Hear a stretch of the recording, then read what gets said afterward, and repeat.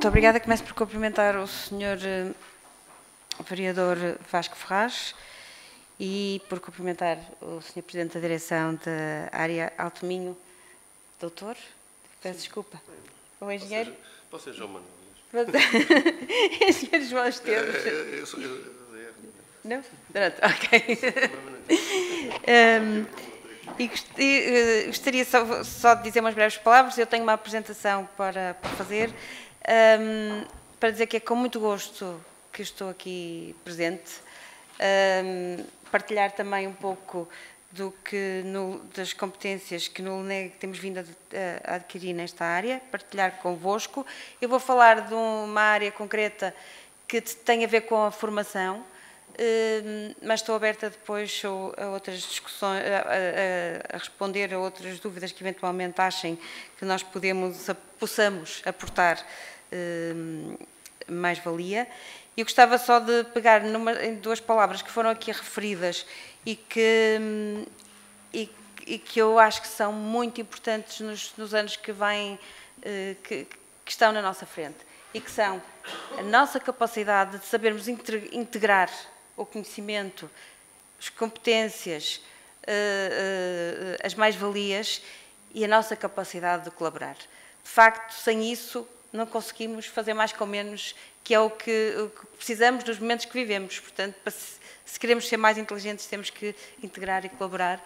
E, dito isto, eu passaria à minha apresentação. Identificar necessidades de formação na área do setor de construção. O projeto chama-se Build Up Skills. Build pode ser nos dois sentidos. Build de building e build de construir. De facto, esta é uma preocupação muito importante da Comissão Europeia antes de apresentar o projeto, no fundo, depois deixo aqui a apresentação. É uma preocupação da Comissão Europeia já há muito tempo. Antes do lançamento do H2020, antes de ser conhecido o roadmap do H2020, já a Comissão Europeia criou um Advisory Group for Energy Education and Training que se destinava a estudar as necessidades de formação aos diferentes níveis de formação, desde as necessidades da indústria até às necessidades do ensino secundário, médio e ensino superior e de investigação para promover, para alavancar os resultados que o SET-Plan tem vindo a alocar. O SET-Plan, Strategy Energy Technologies Plan, tem vindo a alocar dentro da Europa com o objetivo de garantir segurança de abastecimento, aumentar a competitividade, tornar o espaço europeu uma sociedade mais competitiva do mundo e a segurança do abastecimento também é muito importante neste momento. Aliás, os acontecimentos recentes assim o indicam. Neste sentido, este projeto Build Up Skills vem nessa linha, mas para os edifícios. Mais um preâmbulo. Desde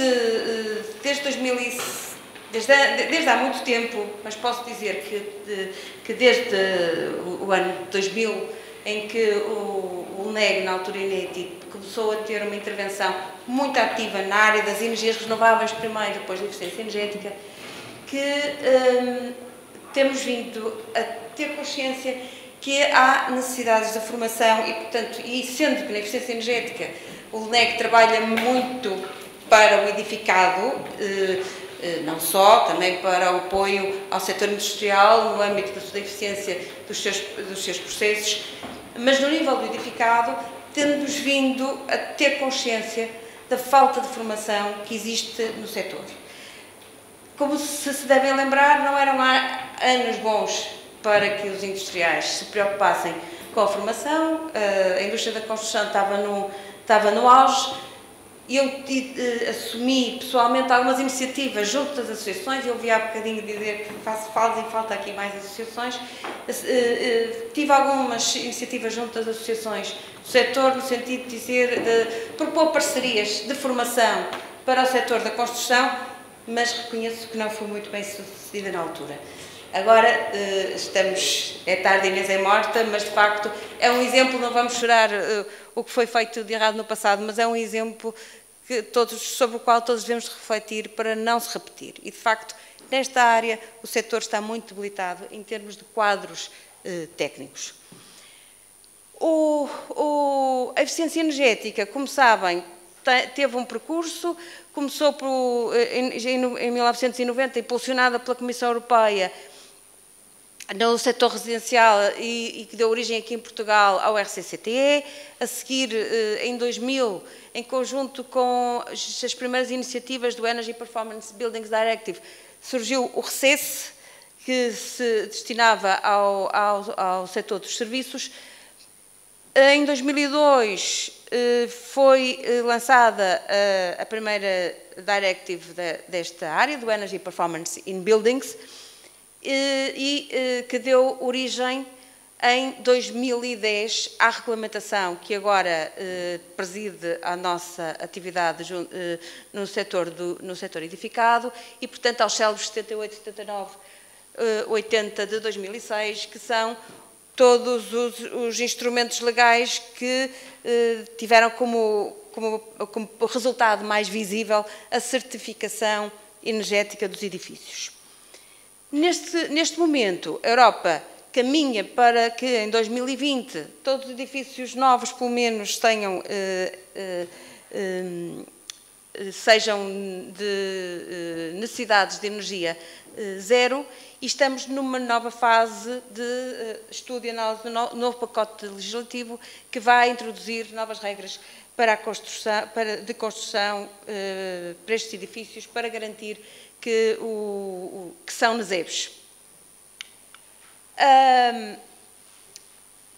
De facto, nós queremos em 2020 atingir edifícios de energia zero, temos instrumentos ao nosso dispor, vários, que vão nesse sentido. Temos o National Action Plan for Energy Efficiency.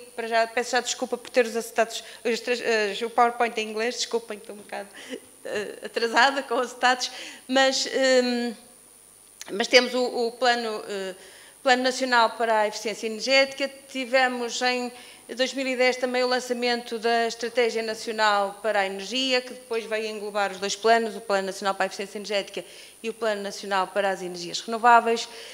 E temos alguns, ao nível das capacidades, temos alguns mecanismos para certificar os instaladores solares térmicos e outros profissionais no setor da energia, mas de facto não temos um instrumento que permita coordenar toda a forma de abordar a formação neste âmbito.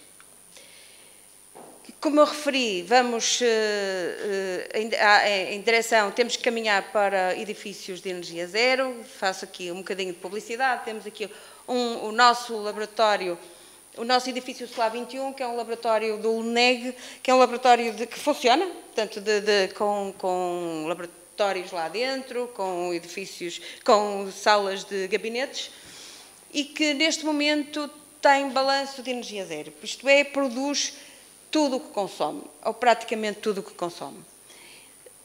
Mas por duas razões. Porque tem poucas necessidades de energia, porque tem os sistemas, a sua construção permitiu que esteja bem isolado, que haja soluções passivas para a circulação do ar, para o arrefecimento do ar. Portanto, não temos ar-condicionado. E ainda recentemente recebemos uma visita de uma delegação do Ministério de Marrocos, o Ministro da Ciência de Marrocos, e de facto num dia fantástico em Lisboa nós tínhamos uma temperatura abaixo dos 25 graus centígrados e portanto não se sentia calor lá dentro, e sem ar-condicionado temos um arrefecimento através de tubos de ar debaixo do solo, que injetam ar frio, aproveitamos o calor dos painéis fotovoltaicos. Portanto, tudo isto são soluções construtivas que devem ser replicadas. Portanto, e para isso têm que ser levadas a quem delas necessita. Os edifícios, por outro lado, os edifícios em Portugal representam 30% dos consumos energéticos e mais 60% do consumo elétrico. Portanto, são fortemente consumidores e, em termos de emissões de CO2, são o segundo setor de emissões.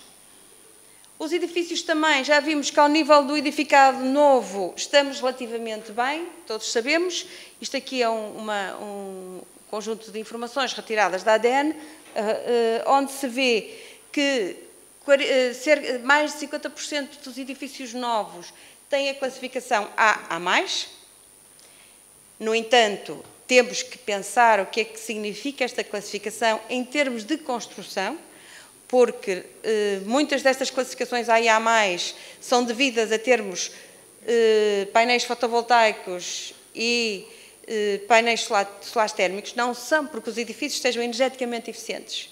E, portanto, esta é uma questão, é muito bom o que temos ali, mas temos que fazer a nossa análise crítica, mas no grosso dos edifícios, que são os edifícios antigos, nós temos largamente... temos mais de 60% dos edifícios que têm uma classificação com certificado abaixo do C. E, portanto, este é um setor que nos deve preocupar fortemente e que, até porque o edificado novo não está em expansão neste momento. Por outro lado, se formos analisar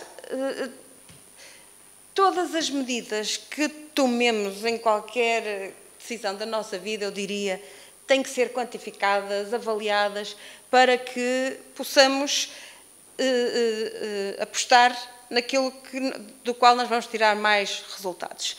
E se virmos, este é um exercício que resulta da avaliação do impacto das diferentes soluções ao nível do edifício, quais os impactos em termos de redução de eficiência energética que daí advém. E aqui eles estão separados e quantificados pelos diferentes, por exemplo, a aplicação do solar térmico, a aplicação de janelas eficientes, a aplicação de pontos de isolamento. Eu não vou ver em detalhe, mas temos ali mais ou menos quantificado,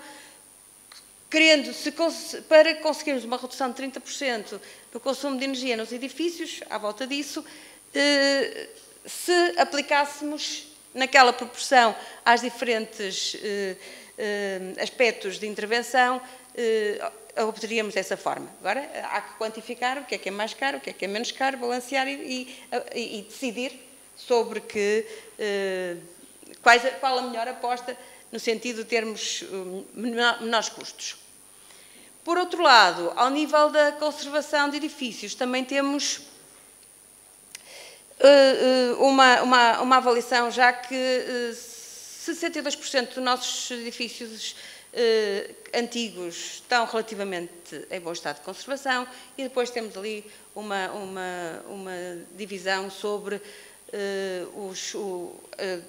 possíveis reparações e aqueles que precisam de reparações, de facto, intervenções muito profundas, são relativamente pequenos.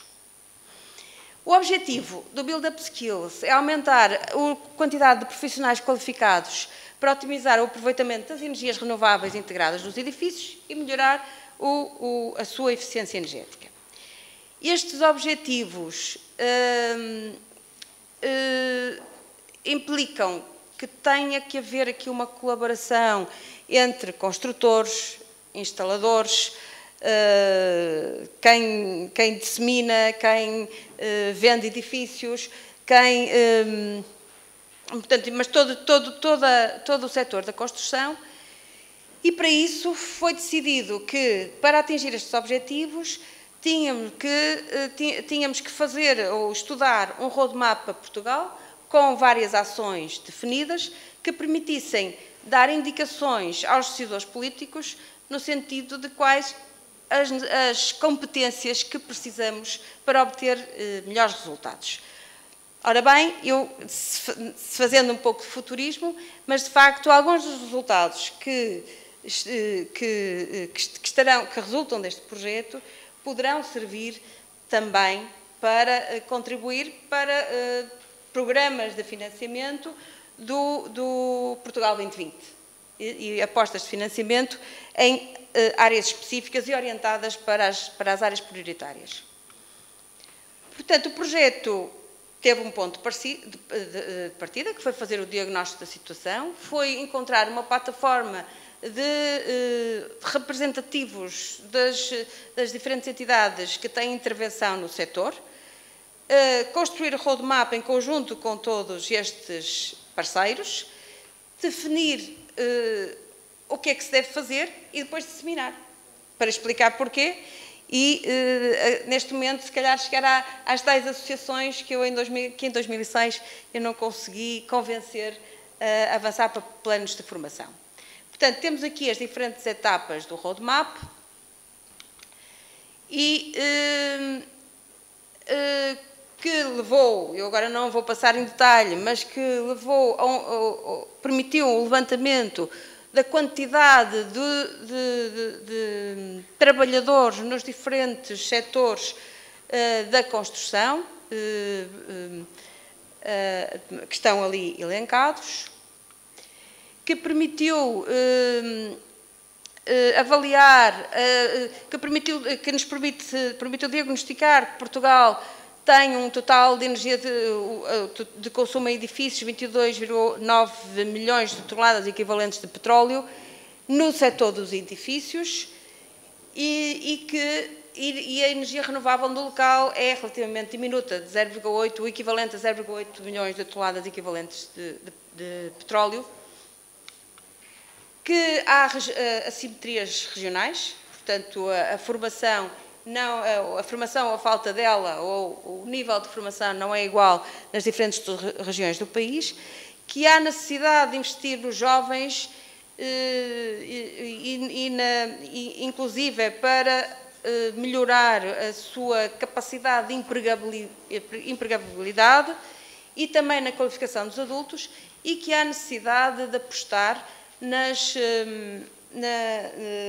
formação, na educação para adultos ao longo do seu tempo de vida útil. Portanto, requalificar adultos, por um lado, e por outro lado, dar formação aos adultos que já estão no mercado de trabalho, mas que, no entanto, têm limitações em termos de formação.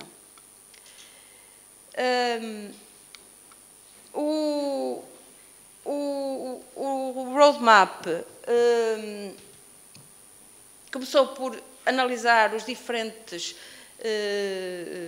componentes, os diferentes cursos, isto é, os planos curriculares disponíveis e formação modular no setor e com incidência para a eficiência energética e para as energias renováveis. Tenta introduzir ou dá como orientação a necessidade de incluir a eficiência energética e a formação em energias renováveis como uma área transversal, isto é, que nos preocupa a todos, tal como a segurança no trabalho. Criar sistemas de formação especializada que tenham créditos bem definidos e que depois venham a permitir à evolução das pessoas no mercado de trabalho, com créditos bem definidos, a partir dos diferentes módulos. Criar módulos flexíveis que permitam flexíveis e modulares, isto é, que permitam fazer independentemente parte dos módulos e assim facilitar, inclusive, a integração de quem se forma com as suas necessidades do trabalho e com as suas disponibilidades também da entidade empregadora. Criar formação específica para a reabilitação dos edifícios, refletir, isto é algo que se vem a discutir há muito tempo, os conteúdos formativos dos 12 anos de escolaridade obrigatória, valorizar as companhias, isto, por exemplo, no âmbito do Portugal 2020 e na sua avaliação enquanto na avaliação dos projetos que venham a propor. Este pode ser um aspecto que possa ser quantificado, medido na avaliação e harmonizar todas estas necessidades com os outros Estados-membros, sendo que cada Estado-membro tem a sua especificidade. Mas, de facto, nós temos que pensar em conjunto, se queremos uma Europa mais forte, não nos podemos esquecer que estamos no espaço europeu. Isto aqui, agora fazendo um parênteses, não podemos fazer como fazemos com as redes elétricas, por exemplo, já para não falar das outras, que é que cada país tem redes muito fortes, mas que depois não se ligam aos outros. E, portanto, não temos uma rede, não podemos aproveitar as energias renováveis na sua totalidade, nem o vento do norte, nem o sol do sul, porque cada país se fecha com as suas regras específicas e não permite a abertura aos vizinhos e ao resto da Europa. Houve uma estratégia definida em termos de áreas concretas onde se deve atuar, isto é, foram listadas as áreas de intervenção que permitem criar uma melhoria no nosso edificado. Foram definidas medidas prioritárias, a flexibilidade, que já referi, o envolvimento forte das companhias, que pode ser induzido por sensibilização, mas também por indicadores de avaliação que venham a ter sequências no futuro. Criação do ensino na energia em geral e na eficiência energética em particular como um setor transversal e apostar fortemente nos programas de requalificação do setor, dos trabalhadores do setor.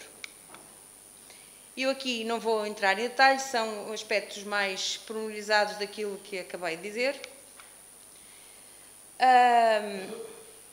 Foi proposto também no âmbito deste projeto um plano de ação, com definições muito concretas, com perfis profissionais específicos que foram identificados e que são outputs do programa, necessidades de requalificação de técnicos, nomeadamente ao nível dos instaladores fotovoltaicos, reclassificação de técnicos para os sistemas de iluminação, a necessidade de uma dupla qualificação para os sistemas solares, integrando os sistemas de produção de energia solar com os sistemas de bioenergia, uma vez que está identificado tecnologicamente que podem surgir daqui sinergias e otimizações dos diferentes, se forem integrados. Planos de requalificação e manutenção do conhecimento destes técnicos, portanto, não só para o futuro, mas também para garantir que todas as orientações que surgem daqui são de longo prazo, e formação na área da eletromecânica para os sistemas de energia renovável de nível 2. Foram identificadas o número atual de trabalhadores do setor e foi identificado também quanto é que esta quantidade pode aumentar se o plano for posto em marcha para respondermos às necessidades que nos são impostas pela Comissão Europeia ao nível da eficiência energética da integração de renováveis para 2020. Isto são também algumas sugestões, propostas feitas pela equipa do projeto ao nível do fotovoltaico, do solar térmico, biomass, heat pumps e da integração forte da geotermia. Posso dizer que neste caso, no caso da geotermia de baixa entalpia, foi criada uma plataforma nacional e que, na minha opinião, está a trabalhar bem. Portanto, é uma plataforma onde está integrada a Direção-Geral de Energia e Geologia, estamos nós, mas também está a Associação Portuguesa de Geólogos e estão todos os industriais do setor que queiram receber e partilhar conhecimento no âmbito da plataforma para mais rapidamente podermos tirar partido das soluções que temos à nossa mão. Reparem que o potencial de aproveitamento da energia geotérmica é enorme. Em alguns países já tem uma expressão muito grande. No caso português é praticamente inexistente. E já agora, voltando ao exemplo que eu dei do edifício solar 21. O edifício solar 21 tem aquilo que eu chamo um sistema geotérmico passivo, porque tem tubos de ar enterrados na terra. Como há a inércia térmica da terra, esse ar está sempre, no verão, mais frio do que a temperatura ambiente, e ao injetarmos esse ar mais frio nos gabinetes, faz-nos o efeito de ar-condicionado, sem custos. E depois também ao nível da outra área, portanto aqui estamos na integração das renováveis dos edifícios. A outra componente muito importante é o envelope do edifício e, portanto, ter o foco das recomendações vão para os instaladores de janelas, os instaladores de isolamentos, incluindo a forma de construção e de colocação dos próprios tijolos. Reparem que há países que já utilizam tijolos feitos com materiais do local porque são energeticamente mais eficientes. Portanto, isto são tipo... Não se aplica provavelmente aqui em Portugal, até se poderá aplicar em alguns locais, mas são soluções técnicas que têm que ser vistas caso a caso, mas de forma integrada. E, portanto, são oportunidades de melhoria de desempenho e de redução de custos. As questões relacionadas com a AVAC, com os esquentadores, com os sistemas de eliminação e, mais importante, ou muito importante, mais importante não quero desvalorizar nenhuma das áreas, mas muito importante também a gestão do edifício, ao nível, a gestão energética ao nível do edifício. E isto prende-se mais tarde, e por isso é que isto é transversal, com a ligação de todos estes sistemas dentro do edifício com todo o edificado e a sua ligação com os fornecedores de energia aos edifícios. Portanto, isto tem a ver depois, o que eu quero dizer aqui é que se nós tivermos uma correta gestão de energia dentro do edifício, depois podemos ter até contrapartidas ao nível do mercado, quando tivermos um mercado aberto de venda de energia.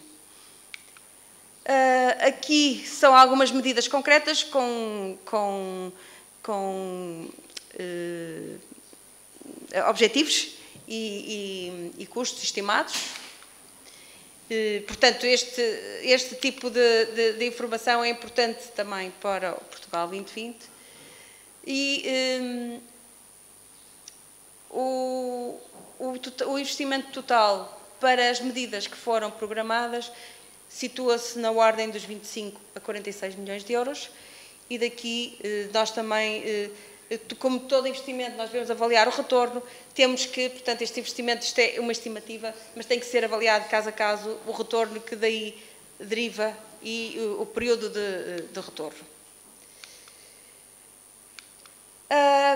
Foram tomadas várias iniciativas, foram informadas as autoridades de todos estes resultados e foram exercidas também ações de disseminação, quer por forma eletrónica, quer presencialmente. Tenho aqui dois exemplos, penso que são dois, acho que deixei cá ficar os dois, disseminação, um em Lisboa, este é dentro do nosso edifício Lá 21, e outro no Porto, onde se pode ver ali o Dr. José de Matos, secretário-geral da Associação Portuguesa dos Materiais da Construção, um exemplo de pessoas que participaram e que são, e o meu colega Hélder Gonçalves, que está a falar do outro lado, e no fundo...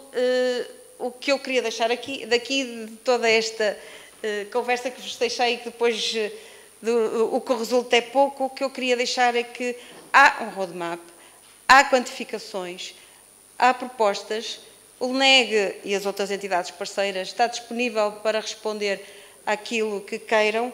De certeza que o PT 2020 vai ter medidas para alavancar a formação nacional, porque este é um desígnio europeu e deve ser, e é um desígnio também português, está lá nos documentos que estão disponíveis do PT 2020 e, portanto, às empresas compete olharem para dentro, verem o que é que precisam, que formação é que precisam e começarem a projetar